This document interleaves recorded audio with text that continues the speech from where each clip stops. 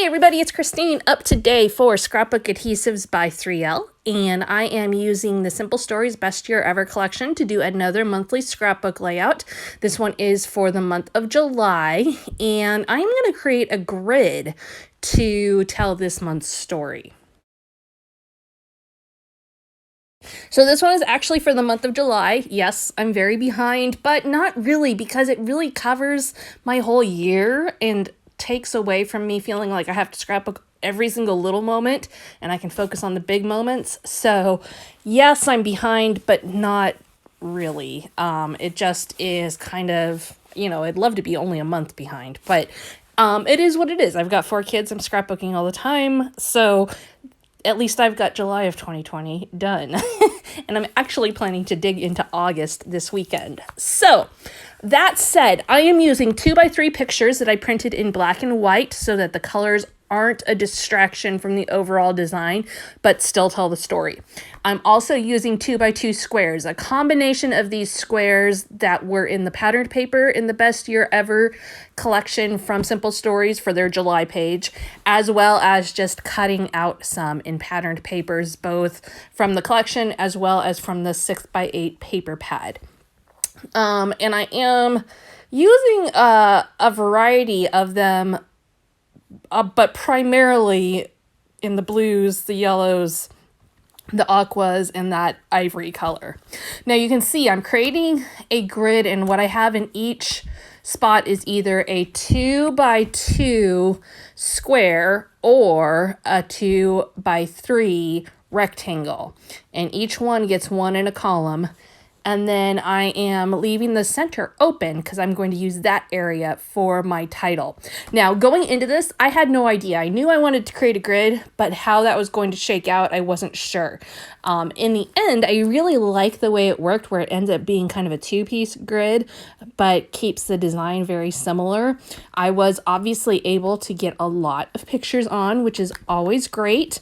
I did end up leaving one picture off that was horizontal, but it's fine. I actually picked to leave one off that I thought I could do a full layout with it later. And that's kind of how I make my decisions on this. Am I going to use this picture later for a full layout about that moment, or probably not? And so I kind of narrow it down that way, because obviously I have way more than 8 pictures for each month. So you can see I am putting these on at this point with my Easy Runner Grand from Scrapbook Adhesives by 3L. That's my runner. I love that thing. Use it all the time. You've seen it here lots of times, and it's reliable. It works every time. It's easy to refill. It's definitely just a great runner, and it's not super bulky. I love that also. It is bigger just because it holds a lot, but it's not bulky, huge, and in the way. I have a little spot I just stick it right into on my desk when I get done. Now I'm going to bring in another adhesive because I've got my grid done, so I'm going to start adding my title and details. What I'm going to be using right now is a 4x6 adhesive sheet, and what this does is it allows you to turn anything into a sticker. So I am going to peel off that top yellow layer, and I'm going to just stick my July cut apart card right onto it. Now, I will admit I am being a little wasteful here. I could have cut out July and made it a little smaller and been able to get more bang for my buck on the adhesive sheet. So for that, I apologize. It was just I didn't think that through beforehand. But it does give you a look at how I am doing this. So I am just cutting around, fussy cutting, and that sheet is stuck to the back at this point. I will be able to peel off the back layer and create a sticker. This works fantastic for things like this, or for detailed cuts for an electronic cutting machine, things you're going to punch out, or things you're going to run through a metal die cutting machine. Really detailed cuts. It's fantastic for this specifically, and it is flat, so there is that. Now, if you wanted to add dimension, then I would encourage you to go a different route. For example, if I wanted to do this with Dimension, I would get the 3D foam strips and use them for that. And you've seen me do that before, so you know I use that pretty regularly and love it. I also really like the Easy Runner Grand with the permanent dots cartridge in it for this same purpose. So there's a variety of ways you can approach this. What I like about this is you lessen your chance of tearing it, adding adhesive or anything, because it's already on there.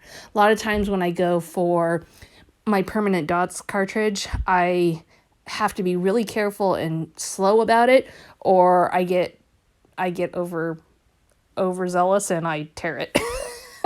So this does not happen with this one. So that's a good thing. So I'm going to go ahead, put the grid onto the patterned paper, that blue starred patterned paper, and I switched out a few of the grid pieces and added the aqua. I'm going to add the aqua in because I don't like the star right up against the stars. So you can see like in that very end side there where I'm covering it up now, I don't like the blue stars up against the blue star paper. It's just too close. So I'm going to do that and bring in some additional color that way in just a couple of spots. And I'll be honest with you, this patterned paper that I'm adding right now, this blue one, is not totally perfect. It's from like another month, so it's got some extra colors in there. But when I put it on, I felt like it still worked. So we rolled with it. Perfect doesn't always happen and rarely happens. So sometimes good enough is enough. So now we're going to go ahead and get that finished off, and then I will get my title put on there and get everything kind of put together. You'll see how easily that peeled apart. Super easy to do. And I'm going to center it. I did consider this pretty carefully off camera because the L is tall and the J and the Y go down low. And so it's kind of a big shape. And so I had to consider if it was going to hit any awkward points, like cover up somebody's head or something like that. And so right there in the middle, it worked pretty well. And so I will roll with that. Now I'm going to pull in another adhesive, and I'm going to use a technique that we call wear your adhesive on the outside. What that means is I am using my adhesive as an embellishment. It's going to show. Instead of being underneath and holding things together, it's part of the project. So what I'm using is 3D foam stars, and this set specifically comes with some that are outline stars and some that are solid stars. And so I'm using a mixture there and filling in stars, and I'm going to foil those with some silver foil. Right at this moment, I'm just adding in a few stickers from Simple Stories to bring in some additional color. And then I will go ahead and foil those stars. I'm also going to add in some of those 3D foam stars up above mixed in with my pictures and stuff. Obviously not covering anything up, but just bringing the foiled look throughout the layout so it's not just smack dab in the center. So what you see right now is I am pulling off the top layer of those 3D foam stars so that I can foil them. I had multiple ideas of what color foil to go with. In the end, I felt like silver would be a good enhancement, but not a distraction. And so I opted for that one. And you can see I just set it right on top of it, sticky side, and I just rub. And that foil then sticks to the sticky side. Super easy, couldn't be easier to do, and you can see already on camera how that just adds a nice little punch of something to the layout. As I mentioned, I'm going to spread those out in a couple spots up above just to add a little bit more throughout. Now, I wanted to try something a little different today with my Nuvo drops. Typically, you see me use those for dots or for stenciling. I have been decorating a lot of cookies lately and using royal icing to do flooding. And so I wanted to see what would happen if I tried to flood, if you will, the inside of my stars that were the outline stars. So I'm going to take the Nuvo drops and I'm going to just start to squirt that liquid into the center there. Now, here's what I learned from it. It works.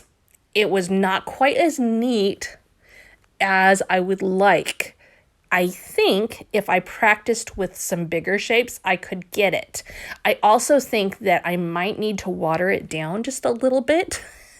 Based on my cookie decorating experience, I think I might need to water the stuff down, which is kind of funny, and I don't know honestly if it'll stick and still work, but I'm going to play with it off camera.